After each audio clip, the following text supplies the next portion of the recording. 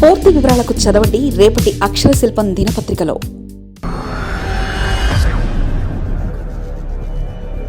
కూటమిలో వేర్వేరు కుంపట్లు. చంద్రబాబు, పవన్ కళ్యాణ్, మోదీ ఒకటైనా?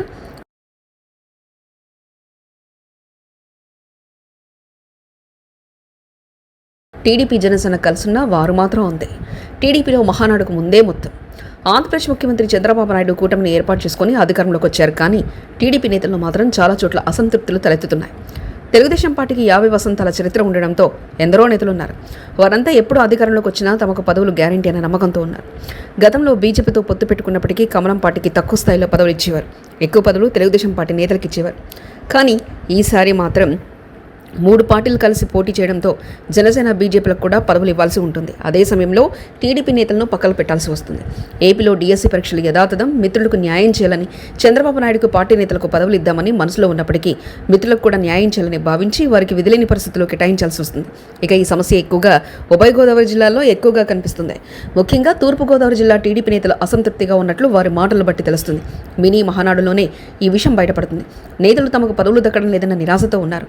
తాము కలిసి పనిచేస్తేనే మొన్నటి ఎన్నికల్లో జనసేన గెలిచిందని, అయితే అన్ని పదవులు జనసేనకు కేటాయించడంపై టీడీపీ నేతలు అభ్యంతరం తెలుపుతున్నారు. నామినేటెడ్ పోస్టుల కోసం ఇన్నాళ్లు ఎదురు చూసిన నేతలు వరుసగా జనసేన నేతలకు పదవులు దక్కుతుండటంతో సభల్లోనే ఓపెన్ అయిపోతున్నారు. తమ పార్టీ కోసం పడిన కష్టానికి ప్రతిఫలం ఎక్కడా అంటూ ప్రశ్నిస్తున్నారు.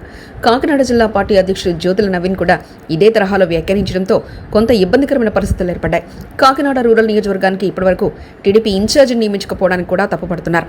జనసేన ఎమ్మెల్యే అక్కడ ఉన్నప్పటికీ పార్టీ క్యాడర్ కోసం పనిచేయడానికి ఒక ఇన్ఛార్జ్ కావాల్సి ఉంటుంది కదా అని అంటున్నారు. అందుకే తూర్పుగోదావరి జిల్లా అంటే కేవలం జనసేన మాత్రమే కాదని టీడీపీ తొలి నుంచి బలంగా ఉన్న విషయాన్ని వారు గుర్తు చేస్తున్నారు. ఇక విశాఖ జిల్లాలోనూ సీనియర్ నేత బండారు సత్యనారాయణమూర్తి అసంతృప్తి వ్యక్తం చేశారు. నియోజకవర్గం అభివృద్ధి నిధులను తమకు ఎక్కువగా విడుదల చేయలేదని ఆయన అన్నారు.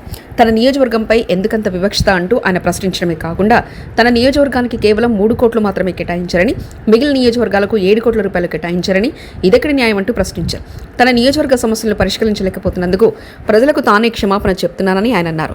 ఇలా రాయలసీమ, ఉత్తరాంధ్ర, తూర్పుగోదావరి జిల్లాల్లో తెలుగు తమ్ములలో ఈ రకమైన అసంతృప్తి ఉంది. మరి వీటిని ఎలా పారద్రోలుతారన్నది చూడాల్సి ఉంది.